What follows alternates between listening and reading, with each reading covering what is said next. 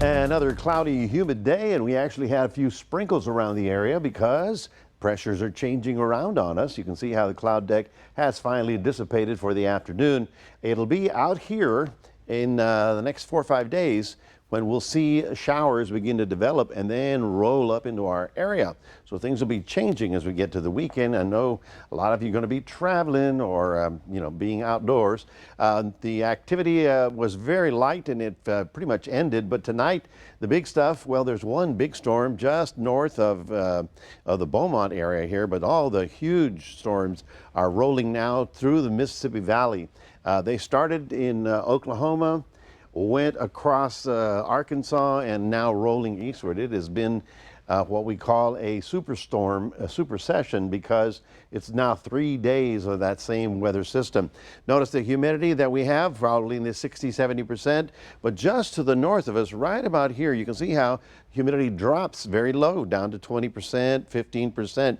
What is that? Well, there's our little boundary. That is a dry line that's drifting down, and good possibility that it'll pass through here overnight, and we may have some lower humidities for tomorrow for about 1 day, and then that's about the end of it. Let's take a look now. As I mentioned, this is tomorrow, and you can see how there's a general possibility of some isolated showers. This is in the marginal area way down to along the coast. But then it should be moving closer to our area. And so as we get closer to the weekend, and I'm not washing out your party at all, I want you to have a great time.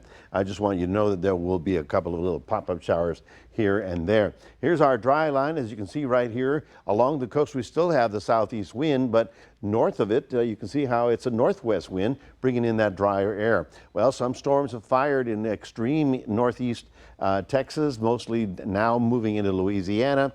As far as we're concerned, we're fortunately way far south. Here's the main activity of all the severe weather, and it's basically rolled out of Colorado, plowing across the desert, rather the Central Plains. This is actually a regular phenomenon every springtime as the big storms move in and move across. We are not expected to have any problems from that system, and you can see how it is moving away. Now this front will drift through tonight, maybe give us a little lower humidity for a little bit of tomorrow, but then it backs up as a warm front. So yeah, it's not for very long that we'll get a break. Overnight low temperatures getting down to only 72 tonight. You know, evenings are not even cooling down. I think we left work at 10:30, 11 o'clock last night. Boom, the humidity just hits you in the face. 72 the low. Tomorrow we're looking at 93 for Victoria, 93 up in the Yoakum area, and 93 out in Karnes City. On the other side of 37 is where they'll be pushing upper 90s to near 100.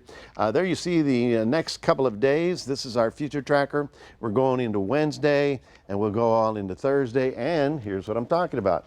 You can start seeing how showers start developing in the mountains of northern Mexico, and we're going to have to watch those carefully because they'll be slowly drifting toward us. Tomorrow, looking at 87 in Port Lavaca, partly to mostly cloudy. We're looking for a 91 in Cuero, partly to mostly cloudy. 7-day forecast, as you can see, on the hot, steamy side. And then as we get to Sunday, Monday, and Tuesday, we have a chance. This is a widely scattered, isolated afternoon showers. Go ahead and pack the Winnebago because it's on for the holiday. That's your 7-day forecast, reminding everybody we do have a QR code. We'd love for you to scan that, put Crossroads Today on your phone.